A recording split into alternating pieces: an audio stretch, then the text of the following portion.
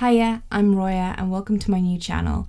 So today I want to talk to you about my spring favourites. Now I'm not the type of person that consumes enough to do monthly favourite videos, and to be honest I'd probably get a bit sick of them if I was to do them every single month, but I feel like for a year is sufficient for me. Anyway, let's get into it. So my first favourite is actually a Christmas present.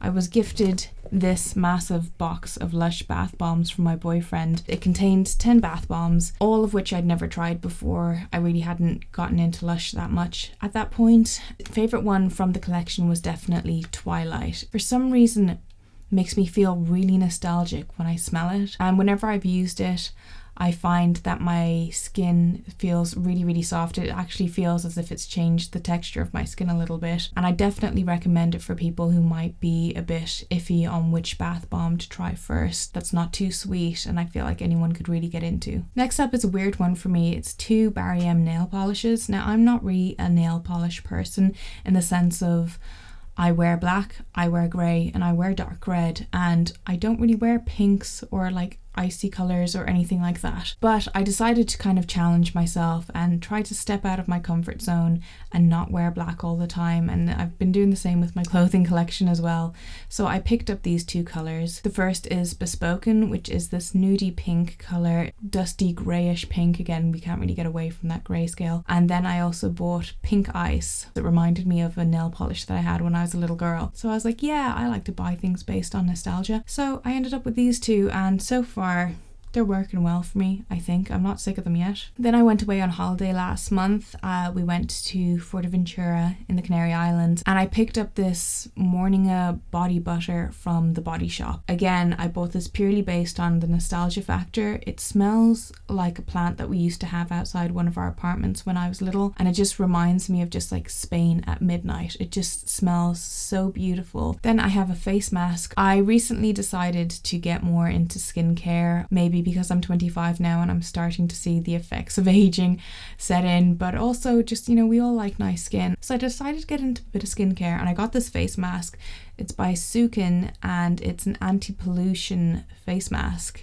So it's an anti-pollution oil balancing charcoal face mask, and they're a cruelty-free company, which I always kind of support. I think everything that I use now is cruelty-free, but it's really nourishing. I use it on my face and my neck and sometimes a bit on my chest as well, and then I'll just leave it on for 15 minutes, then pop into the bath or the shower and wash it all off. It's really taken a lot of the oil out and my skin isn't as shiny as it normally is. Your skin's exposed to a lot. My next favourite is my bullet journal. So I bought a bullet journal in January. It got here in February, so I was a bit late on the bandwagon there. But I found that doing it for the past couple of months has really helped improve my mental health. Now, I wouldn't say it's improved drastically and that it's like the be-all end-all cure, but it definitely has made me feel a lot more productive, a lot more on top of things. Like, I'll write up my little calendar and I'll fill it in with all the important dates, and it just really helps me keep on track of things. And I really like the habit trackers that I have. I'm realizing that I have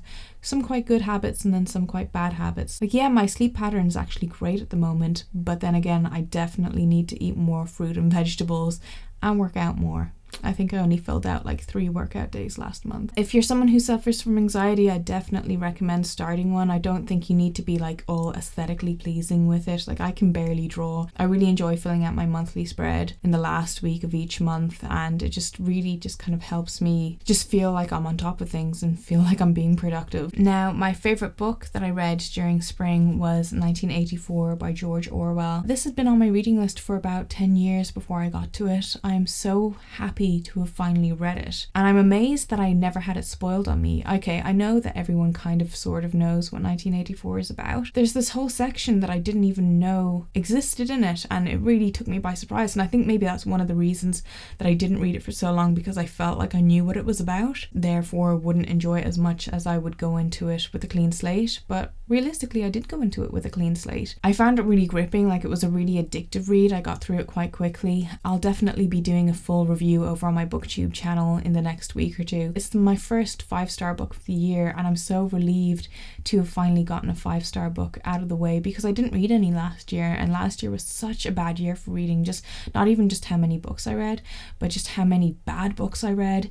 So I feel like I've started off the year with a really good bang. Now onto my film favourite, which was The Shape of Water. I went to see this on Valentine's Day with my boyfriend and I absolutely loved it. It just had my eyeballs glued to the screen and I shed a little tear at a certain point. I don't think my boyfriend picked up on it, but maybe he did and didn't want to say anything to be courteous, but now he knows. So yeah, it was a really good Del Toro film. Like we tried watching Crimson Peak there and we didn't like it at all. So we kind of went into The Shape of Water thinking it was actually going to be a horror film for some reason, and we were greatly surprised. I love films that are set in the 60s. I loved the actresses in it and the overall just storyline of it. It was just like a perfect film to see on Valentine's Day. My next favourite is a clothing item. It is this top by Adolescence that just says, "Ugh, not again." I absolutely adore this top. I bought it on ASOS. I'm not sure if it's still available, but I find Adolescence do pretty good slogan t-shirts if you're someone who's into that, because I'm now a slogan t-shirt kind of person. And it also really reminded me of the album cover for Melancholy and the Infinite Sadness by the Smashing Pumpkins. It's one of my all-time favourite albums and they're my favourite band. So anything cherub-like, anything celestial related, I'm generally into, and to see it on a t-shirt with a slogan was just like, bam! That is the t-shirt for me. And my second last favourite are these Vans. So I finally bit the bullet and bought a new pair of trainers because my old ones, I wear my shoes into the ground, and even when I should buy new shoes, I will still leave it about 2 or 3 months before I actually do it. But the only thing that was troublesome about them is that for the first month or so I've had to wear bandages on the backs of my heels because they've been cutting into my heels. But now that they're broken in the back finally, because it's kind of like a leather in the back, finally now they don't hurt me when I walk. And I gave them a nice spruce up last night so they're not all dirty for you. But yeah, I know they're really like basic bitch type shoes, but I'm just so glad to have the platform versions just to give myself that little boost in height, because I'm not the tallest person in the world. And my last favourite is that I went to Fuerteventura and the Canary Islands with my boyfriend for his birthday in April, and we had a really good time. It was, yeah, we were definitely the youngest people on the island, and yeah, we were definitely the palest people on the island, but it was just really nice to do absolutely nothing for 5 days, and we just stayed by the pool, got a nice sunburn, and we went to a water park, which was interesting, and we were both just absolutely wrecked, and we just really needed a holiday where we did absolutely nothing. So those have been my spring favourites. So let me know what your spring favourites were, and I hope you enjoyed this video, and I will talk to you soon. Goodbye.